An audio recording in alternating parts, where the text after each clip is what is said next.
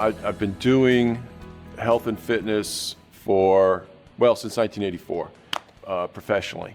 And there's two things I want to talk about today real quick that might shake you up and your perceptions of health and fitness and what it entails. The first thing is about training. Because in our culture today, we always talk about the three essential components of training: strength, flexibility, stretching, and cardiovascular work. So I ran into a guy a number of years ago, 10 years ago, who said to me, he said, that paradigm is really not right. It's not correct the way it's practiced in America today.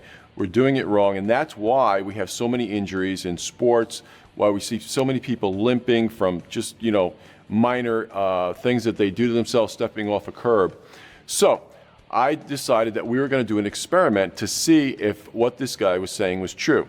So the experiment was my youngest son, whose name is Buddy. His name is Russell, but we call him Buddy. And he was a sophomore at Mars Knolls High School, and he was a wrestler and a baseball player.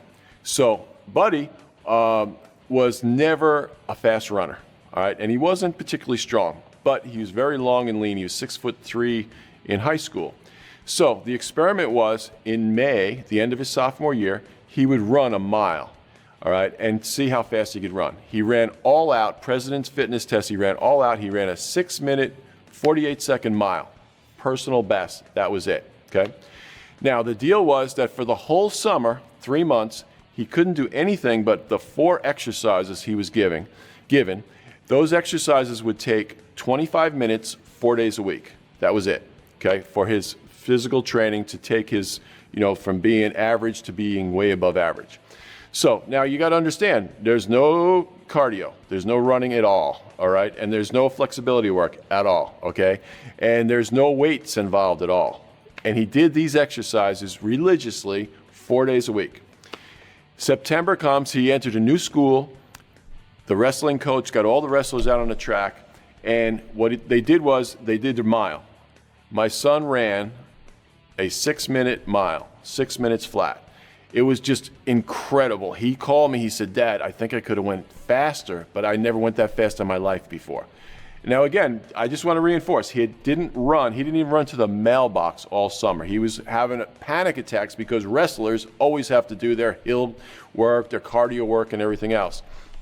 So then they lined up for sprints because he said he recovered so quickly. He was always the last one in sprints, and what happens? They line up, one guy beat him in the sprints. He won every sprint. Guys were on the side throwing up. It's September after the summer. Guys are out of shape and everything else like that. He recovered almost instantly. And that was when we figured out why this type of training was so beneficial and so different. And I'd like to really get into the details of that at some point. But understand that maybe the paradigm that you're using, the what you believe is the way to get in shape, the way you got in shape when you were a kid, is not working.